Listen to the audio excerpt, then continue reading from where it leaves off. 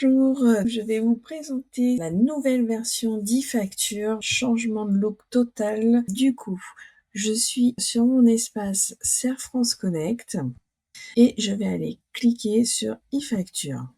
Donc j'arrive sur cette nouvelle présentation de e-facture où je retrouve mes tableaux de bord comme je pouvais le retrouver en gros en arrivant. Puis en dessous, je vais retrouver ici tous les derniers documents que j'ai établis en facture, devis, bon de livraison à voir. Et dans la partie liste des documents, je peux directement accéder à l'ensemble des factures, à la liste des devis, à la liste des avoirs. Donc là, je clique sur ma liste des factures que je retrouve ici.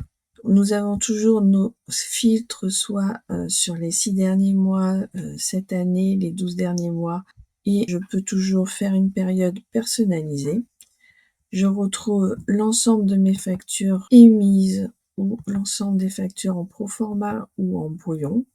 J'ai toujours ces filtres qui apparaissent avec le total en haut de mon chiffre d'affaires hors taxe, de mes factures qui restent non payées et celles qui sont payées.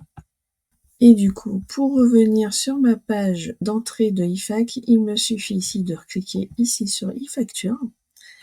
Nous retrouvons l'ensemble des paramétrages sur les 3 petits traits ici. Je clique dessus.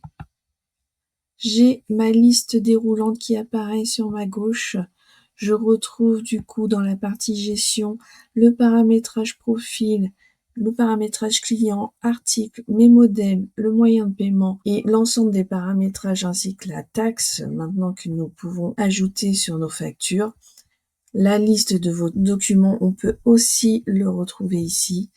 Et du coup, vous retrouvez l'ensemble des tableaux de bord ici en cliquant dessus. Pour refermer cette fenêtre, il me suffit de cliquer ici afin de retrouver l'ensemble de mes fonctionnalités dans le tableau e-facture. Donc si je me positionne ici sur ma liste de factures et que je clique sur une facture qui est en brouillon, donc modifiable aujourd'hui, vous voyez que on retrouve le visuel de la facture sur le côté gauche et les éléments à renseigner sur le côté droit. Du coup, ça suit la facture. Donc, l'encadré qui est, par exemple, en orange, c'est la partie où je me situe pour pouvoir modifier. Et je peux passer directement au suivant pour accéder aux autres parties et donc éventuellement rajouter un article.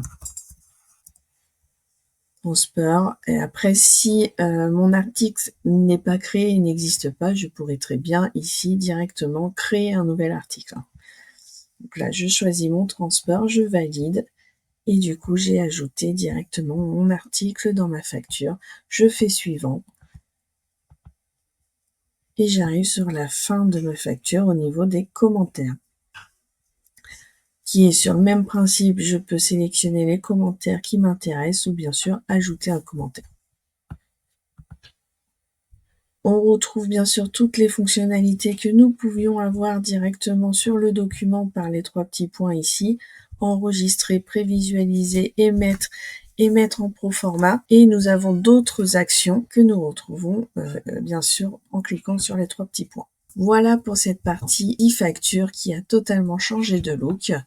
J'enregistre bien sûr mes modifications. Je reviens sur ma partie e-facture et voici cette présentation. J'espère qu'elle vous sera utile et que vous aimerez cette nouvelle version de e-facture. Merci.